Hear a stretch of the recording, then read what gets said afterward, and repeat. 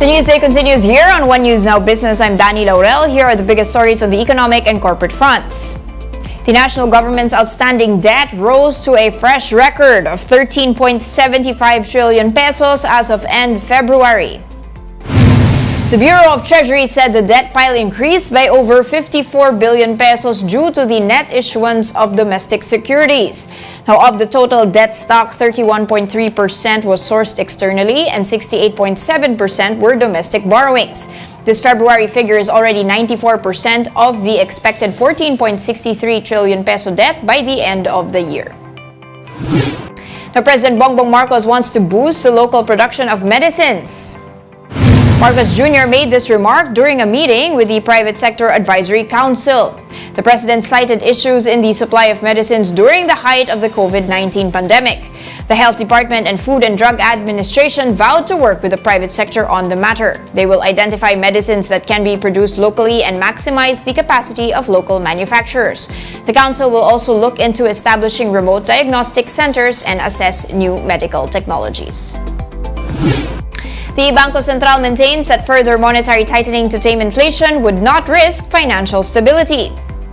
BSP Governor Felipe Medalla said this is unlikely to have any negative effects on financial stability, noting that Philippine banks are strong. Now, last week, the Monetary Board raised the benchmark policy rate by 25 basis points, bringing it to 6.25%, the highest in nearly 16 years.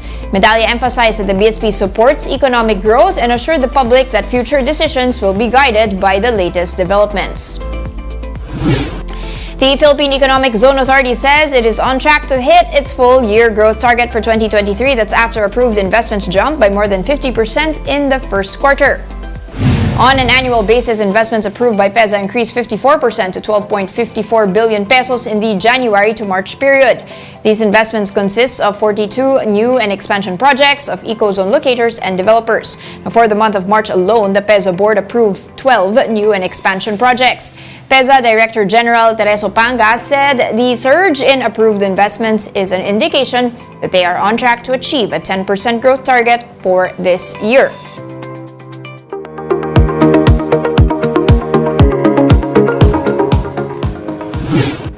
Indonesia is unlocking the world's most abundant reserves of nickel, and a battery ingredient revolution is now underway. The full story courtesy of Bloomberg Quick Take. The nickel in your electric car batteries may soon be more likely to come from Indonesia than elsewhere.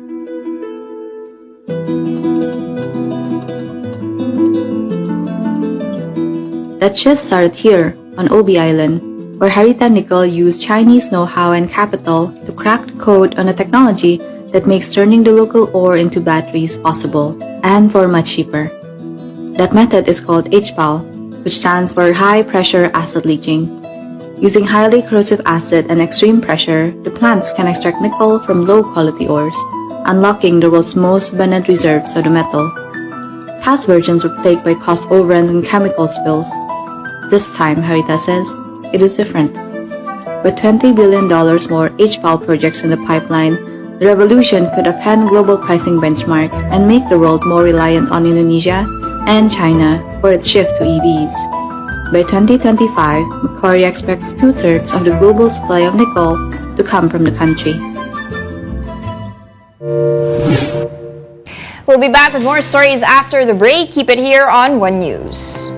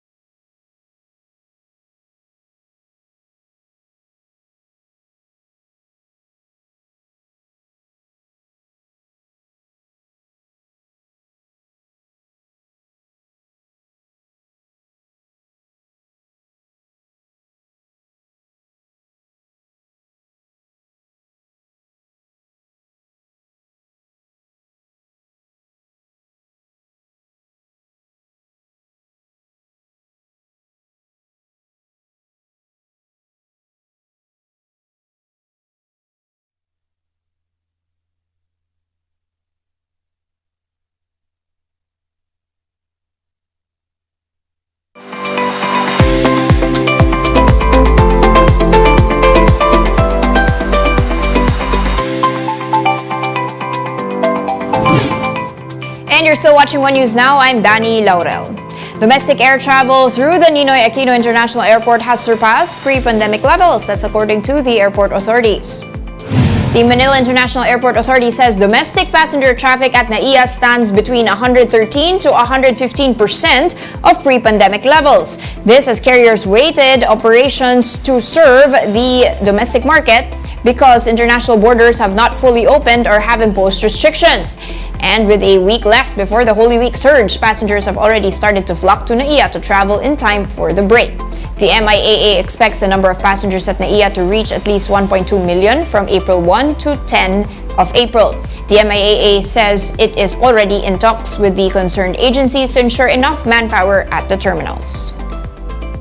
All of the people that are working in the airport and all of the equipment that we need so that we can support all of these flights. We're talking to them so that it can become more reliable and we can avoid any severe delays or any cancellations of flights that will impact passenger experience. Now for land travel, the Parañaque Integrated Terminal Exchange or PITEX is expecting some 1.2 million passengers for the Holy Week break.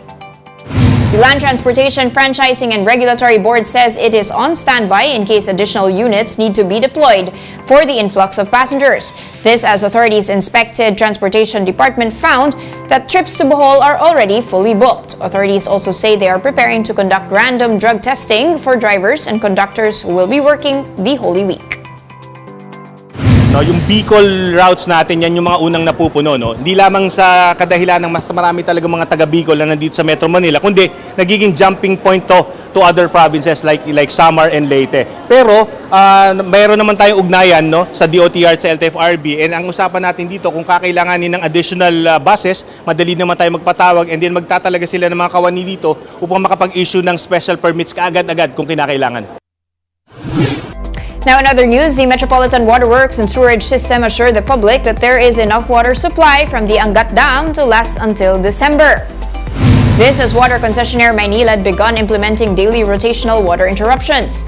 The MWSS explains that while it is supplying enough water to Maynilad, the service interruption stems from an issue within the concessionaire's distribution.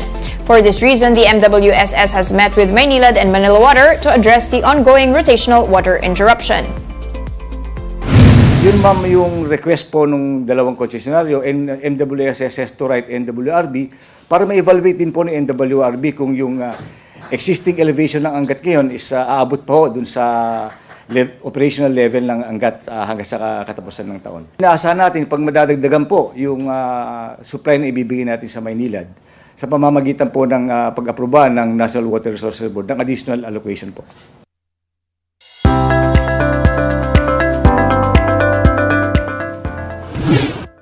Now, Meralco has forged a 300 megawatt emergency power supply agreement or EPSA for 1 year with South Premier Power Corporation. The power utility giant secured a certificate of exemption from the Energy Department, which allows Meralco to immediately implement a power supply deal. Meralco said the deal runs from March 26, 2023 until March 25, 2024. This agreement partially replaces the 670 megawatt of capacity that Meralco lost from SPC.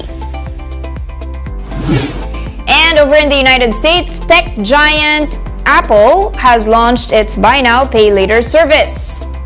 This service will allow users to split purchases into 4 payments spread over 6 weeks with no interest or fees. Users can apply for loans between $50 and $1,000, which can be used for online and in-app purchases made on the iPhone and iPad with merchants that accept Apple Pay.